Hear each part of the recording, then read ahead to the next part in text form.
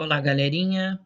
Hoje eu vou falar de outro lugar onde eu morei aqui na Inglaterra, uma cidade lindinha chamada Canterbury. E eu fiquei assim muito tentada a querer vender minha casa em Gravesend e comprar uma em Canterbury, mas infelizmente não pude realizar esse sonho porque as propriedades em Canterbury são muito mais caras. Canterbury está bem lá do lado, como indo para Calais, do lado da França, onde tem o túnel, onde tem o barco para atravessar o rio para ir para a França. Ah, e demora bem 1 hora e meia. Fica em Kent. E apesar de Kent ser logo assim saindo de Londres, do lado sudeste, já falei isso no meu vlog anterior, dá 1 hora e meia de trem. Quer dizer, eu agora que estou aqui em Nottingham, que fica bem ao norte, também demora 1 hora e meia para vocês verem, mas os trens que vão para o norte, eles são bem mais rápidos. Então, eu vou falar um pouco da história de Canterbury. Acho que é Cantuária em português, né? Pois é, o que se conhece de Canterbury é a história de Thomas Becket. Eu, inclusive, enquanto eu morei lá em Canterbury, eu tinha esta revistinha e eu escrevi num dos exemplares a história de Thomas Becket. Era essa a minha revistinha. Era um folheto que eu distribuía nas casas das redondezas e ele era patrocinado, então, pelos anunciadores, certo? Então, o que aconteceu? Essa história toda de Thomas Becket, inclusive, tem muito a ver com a Catedral de Canterbury, que é belíssima. E lá vocês, então, vão ver uma história lindíssima. Thomas Becket, inclusive, foi Richard Burton num filme, e Henrique II foi Peter O'Toole, um filme lindíssimo, gente. Antigo, mas recomendo. Era então no século XII, quando o rei Henrique II, ele era muito, muito amigo do Thomas Becket. E o que é que aconteceu? Como eles eram muito assim juntos, iam sempre caçar, jogavam muito xadrez. Então, quando morreu o lá o arcebispo de Canterbury, foi a chance do Henrique II querer colocar o Thomas Becket. Apesar de Thomas Becket não ter nada com religião, mas ele era um cara inteligente, ele era um cara astuto, porque ele trabalhava com finanças. E o Henrique II precisava de alguém, então, que cuidasse das finanças, dos impostos que eram recolhidos através da igreja, da catedral, no caso. E daí o Henrique II, ele viu uma oportunidade de ter um amigo fazendo isso, né? E puxar a sardinha mais para o lado dele, vamos dizer assim.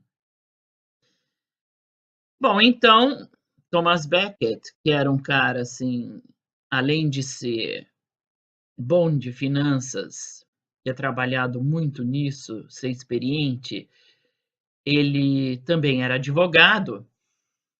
Ele foi colocado como arcebispo no século XII, então, da Catedral de Canterbury. Só que daí Henrique II teve uma surpresa. Amizades à parte, entendeu?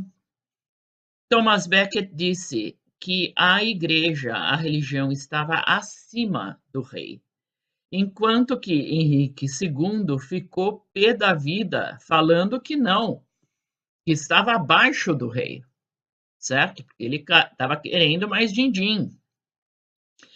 E daí deu uma briga desgraçada e Henrique II, como rei, começou a perseguir Thomas Becket e queria matá-lo.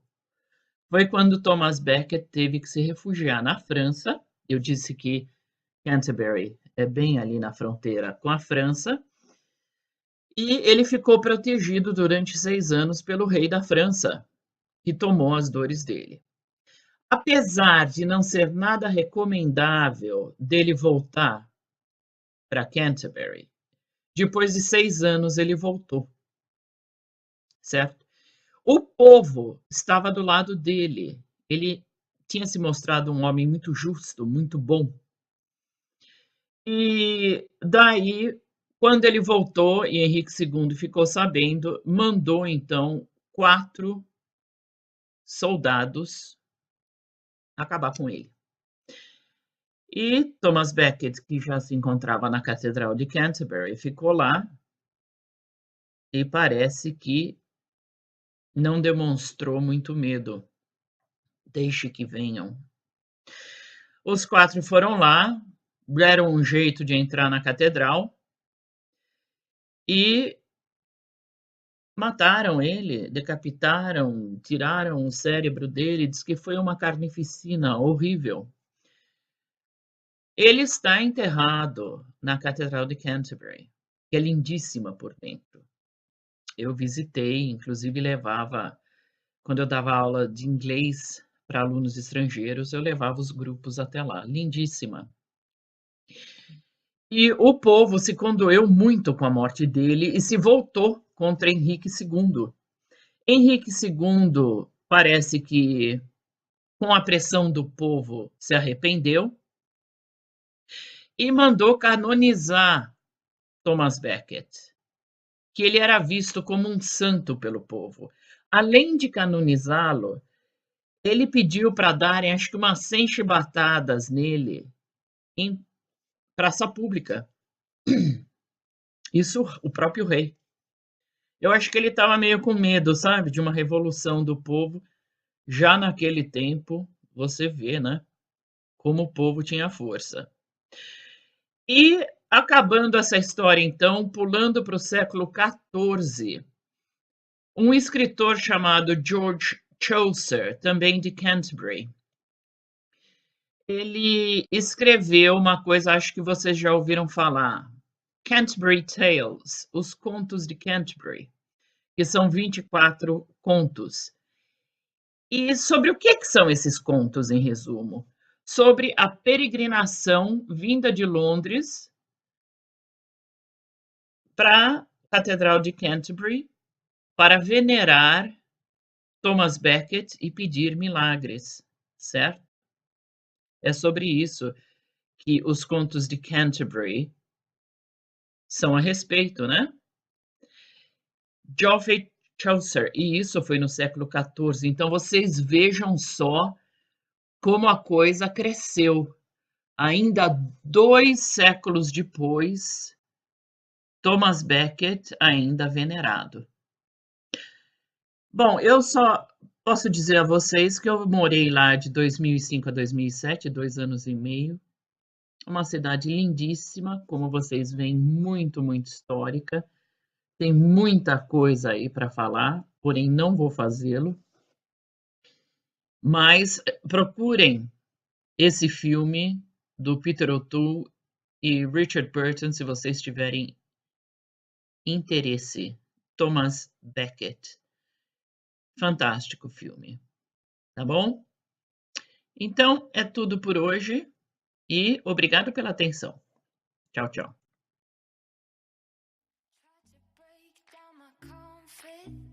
While your bullets ricochet.